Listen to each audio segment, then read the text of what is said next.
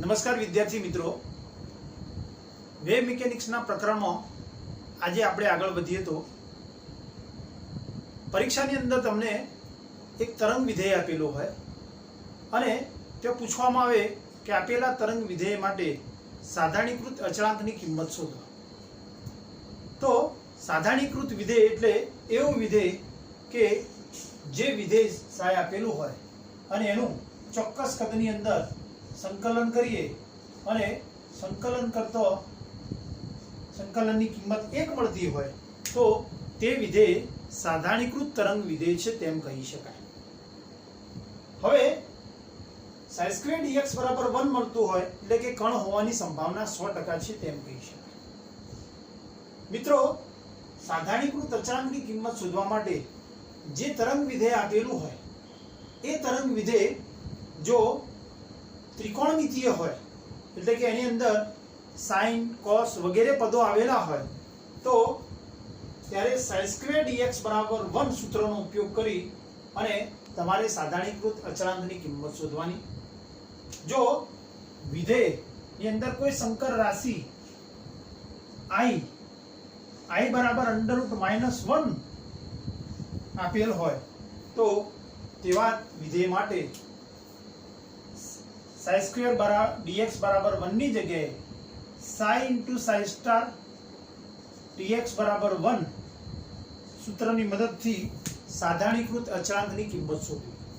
એટલે કે ત્રિકોણમિતીય તરંગ વિધેય માટે sin² dx બરાબર 1 અને સંકર રાશિ i આવેલી હોય તો sin dx બરાબર 1 સૂત્રનો ઉપયોગ કરી અને સાધારણીકૃત અચળાંકની કિંમત શોધવી.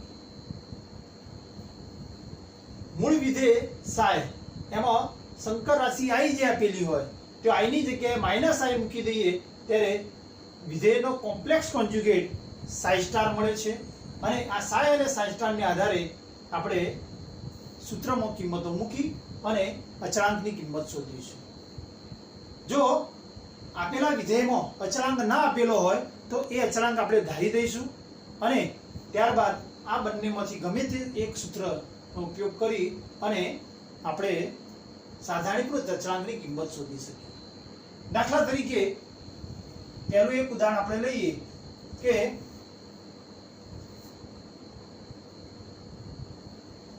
સાય બરાબર a sin m phi તરંગ વિધેય આપેલું છે. ત્યાં લિમિટ આપી છે 0 less than or equal 5 less than or equal 2 pi.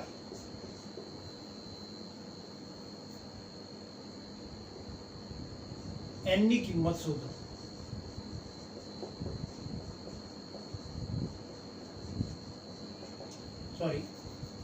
અચળાંક a ની કિંમત શોધો. વિદ્યાર્થી મિત્રો, જો અચળાંક ના આપેલો હોય, દાખલા તરીકે એવું પૂછેલું હોય કે સાય બરાબર sin m phi વિધેયને સાધારણીકૃત કરો અથવા સાધારણીકૃત તરંગ વિધેય મેળવો તો તેવા સંજોગોમાં કોઈ પણ અચળાંક એની જગ્યાએ તમે n m કોઈ પણ અચળાંક ધારી શકો. તો કેપિટલ આપણે ધારી લઈએ અને એ ના આધારે આપણે અચળાંકની કિંમત શોધીએ તો આપણને સાધારણીકૃત તરંગ વિધેય મળશે. અહીં સાય બરાબર a sin m phi આપેલું છે. વિધેય ત્રિકોણમિતીય વિધેય છે. પરિણામે પહેલી શરત sin² dx બરાબર 1 શરતનો ઉપયોગ કરી અને આપણે સાધારણીકૃત અચળાંક a ની કિંમત શોધીશું. તો sin² dx અહીં ચલ આપ્યું છે phi, પરિણામે x ની જગ્યાએ આપણે લઈશું d phi એટલે કે sin² d phi બરાબર 1. સાય બરાબર આપેલું છે a sin m phi અને લિમિટ આપી છે 0 થી 2 pi એટલે અહીં લખીશું આપણે 0 થી 2 pi 0 થી 2 pi સાય. તો સાય બરાબર થશે a sin m phi square d phi બરાબર 1. હવે આનો વર્ગ કરીએ તો થશે a² sin² m phi અને a² ને આપણે કૌંસની બહાર કાઢી લઈએ તો અચળાંક છે તો a સ્ક્વેર 0 થી 2 પાઈ sin square m phi into d phi બરાબર 1. હવે sin સ્ક્વેર થીટા બરાબર 1 માઇનસ cos 2 થીટા upon 2 સૂત્ર છે અને એ સૂત્રનો ઉપયોગ કરી અહીંયા આગળ આપણે sin સ્ક્વેર m phi ની જગ્યાએ કિંમત મૂકીએ.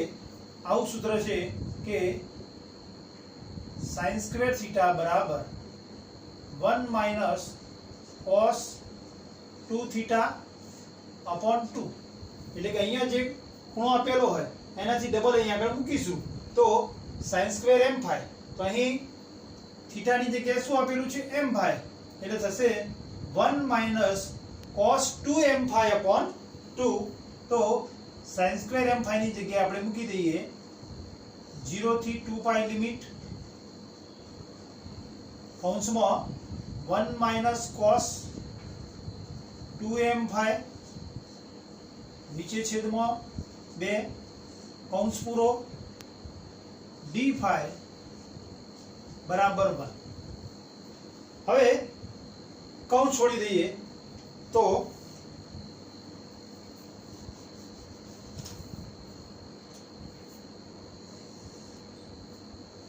a સ્ક્વેર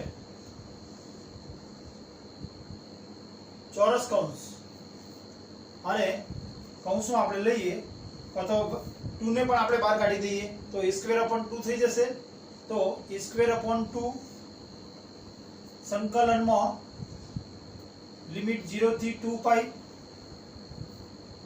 1 upon 2 2 બહાર નીકળી ગયેલો 1 into d phi માઇનસ 0 થી 2 પાઈ અને બીજું પદ છે cos 2m phi એટલે cos 2m phi કૌંસ પૂરો cos 2m phi into d phi કૌંસ પૂરો બરાબર 1. હવે a સ્ક્વેર upon 2 કૌંસમાંના પદનું સંકલન કરીએ તો અહીં આવશે 1 into d phi એનું સંકલન થશે phi એટલે phi અને લિમિટ છે 0 થી 2 પાઈ લોઅર લિમિટ 0 અને upper limit 2 pi minus cos 2m phi નું સંકલન કરીએ તો એનું સંકલન થશે sin 2m phi upon 2m phi નું વિકલન કરીએ તો phi નું વિકલન 1 અને 2m અચળાંક લિમિટ 0 થી 2 પાઈ ચોરસ કૌંસ પૂરો બરાબર 1. હવે a સ્ક્વેર upon 2 એને આપણે જમણી બાજુ લઈ જઈએ બરોબર અને અહીં આગળ આપણે લખીએ કે અપર લિમિટ મૂકીએ તો 2 પાઈ લોઅર લિમિટ -0 એટલે કે આ પદની કિંમત થશે 2 pi minus sin 2m phi upon 2m એમાં અપર લિમિટ આપણે મૂકીએ phi ની જગ્યાએ 2 પાઈ મૂકીએ તો sin 2m into 2 પાઈ એટલે sin 4 પાઈ થશે અને sin 4 પાઈ ની કિંમત થશે 0 કારણ કે sin n પાઈ એમાં પાઈના કોઈ પણ બેકી ગુણક લઈએ તો sin 2n પાઈ એટલે કે પાઈનો કોઈ પણ બેકી ગુણક લઈએ sin 2 પાઈ 4 પાઈ 6 પાઈ દરેકની કિંમત 0 થાય અને અહીં phi બરાબર 2 પાઈ મૂકીએ તો 4m પાઈ થશે અને પરિણામે એની કિંમત 0 થશે અને એની કિંમત 0 થતો એ જ રીતે 0 લઈએ તો sin 0 બરાબર 0 sin cos 0 બરાબર 1 અને sin 0 બરાબર 0 એટલે કે અહીં તમામ કિંમતો માટે બીજા પદની કિંમત 0 થશે એટલે 2 પાઈ - 0 બરાબર 2 પાઈ થશે એટલે અહીં આપણે લખી શકીએ કે 2 પાઈ બરાબર આ પદને આપણે જમણી બાજુ લઈ જઈએ તો 2/a² અને તેથી a² બરાબર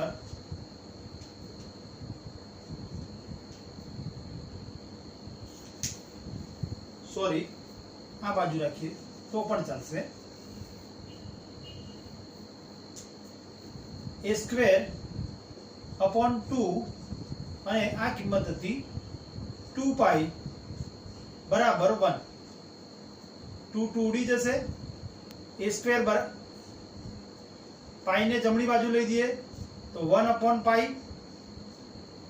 અને બંને બાજુ વર્ગમૂળ લઈએ તો a બરાબર આવશે 1/√π એટલે અહીં પાઈ ની કિંમત સાધારણીકૃત અચળાંક a ની કિંમત મળશે 1/√π √π કિંમત મળી અને આ કિંમત મૂળ તરંગ વિધેયમાં આપણે મૂકીએ તો psi બરાબર 1/√π into sin m phi એ સાધારણીકૃત તરંગ વિધેય થશે. આમ અચળાંકની કિંમત શોધી અને તેને મૂળ વિધેયમાં મૂકીએ ત્યારે એ વિધેય સાધારણીકૃત તરંગ વિધેય બનશે અને પરિણામે હવે આ વિધેય psi બરાબર 1/√π into sin m phi નું આપણે 0 થી 2π લિમિટમાં સંકલન કરીએ તો એની કિંમત 1 થશે. આમ ત્રિકોણમિતીય તરંગ વિધેય માટે sin² dx બરાબર 1 શરતને આધારે સાધારણીકૃત અચળાંકની કિંમત શોધવી અને તેના આધારે સાધારણીકૃત તરંગ વિધેયની કિંમત શોધી શકાય. હવે મિત્રો અહીં આગળ જો લિમિટ પાઈ આપેલી હોત તો અહીં આગળ થાય a²/2 into π અને તેથી a² બરાબર થાય 2/√2/π અને તેથી a બરાબર મળે 2/√2/π. એટલે અહીં મિત્રો આ દાખલામાં psi બરાબર a sin m phi માં જો લિમિટ 0 થી π આપેલી હોય તો એના માટે અચળાંકની કિંમત મળે √2/π. આમ જે શરત આપેલી હોય એ શરતના આધારે આપણે અચળાંકની કિંમત શોધવાની થાય.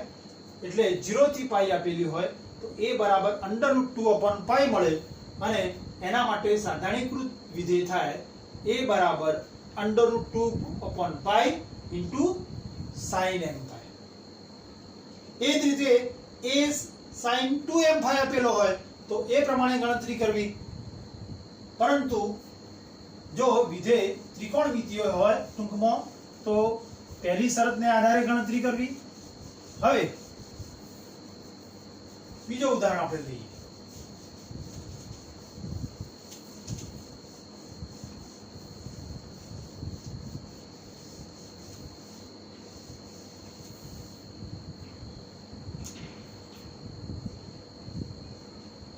psi બરાબર e raised to I into m phi તરંગ વિધેયને સાધારણીકૃત કરો.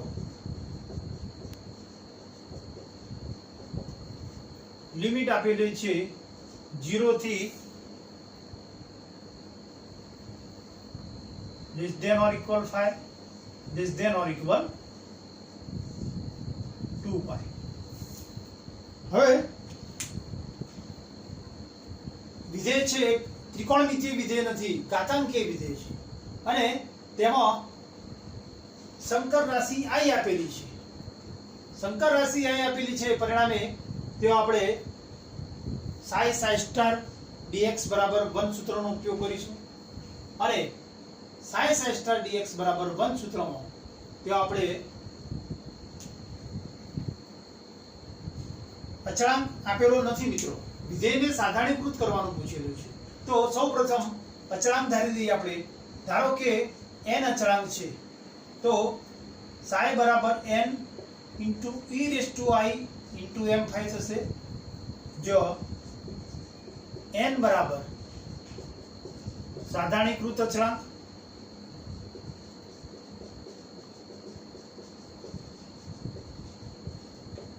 નોર્મલાઇઝેશન કોન્સ્ટન્ટ થશે અને બીજી શરતનો ઉપયોગ કરી આપણે અચળાંક n ની કિંમત શોધીશું.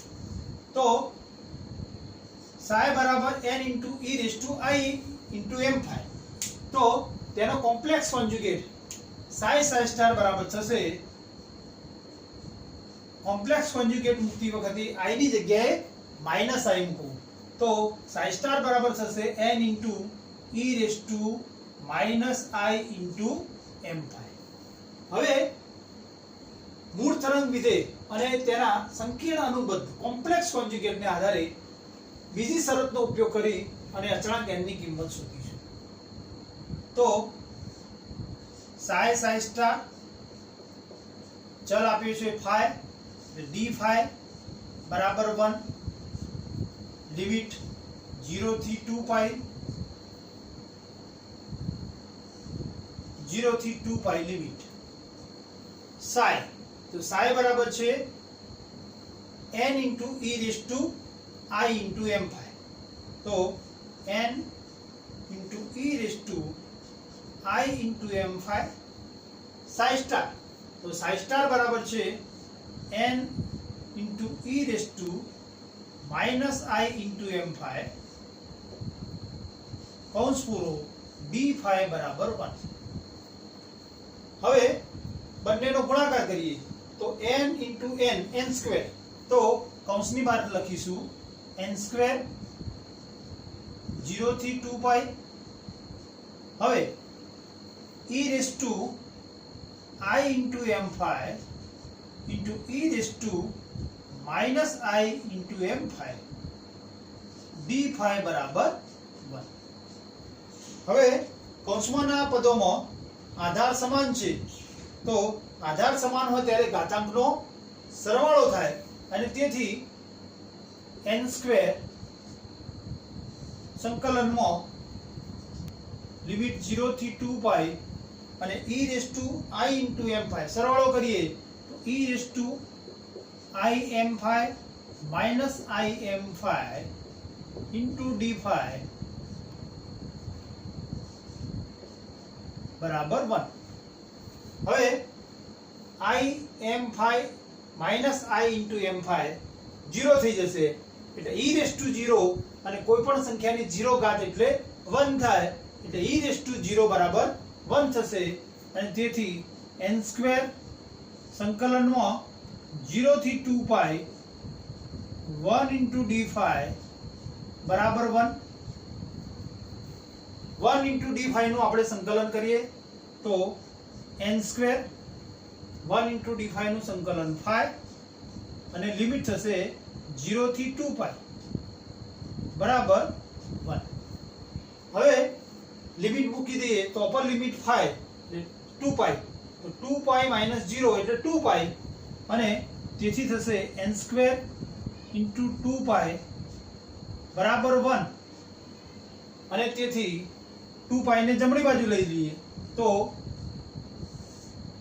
n સ્ક્વેર બરાબર 1 અપોન 2 પાઈ અને બંને બાજુ વર્ગમૂળ લે તો n બરાબર મળશે 1 અપોન અંડર રૂટ 2 પાઈ, એટલે કે સાધારણીકૃત અચળાંક n ની કિંમત મળે છે 1 અપોન અંડર રૂટ 2 પાઈ.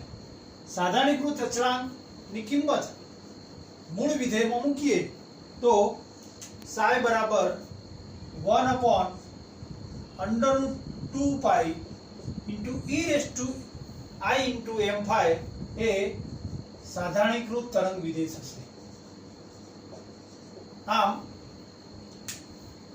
અહીં સંકર રાશિ આપેલ હોવાથી બીજી શરતને આધારે અચળાંક n ની કિંમત શોધીએ અને એ અચળાંક n ની કિંમત મૂળ વિધેયમાં મૂકીએ ત્યારે આપણને સાધારણીકૃત તરંગ વિધેય મળે છે.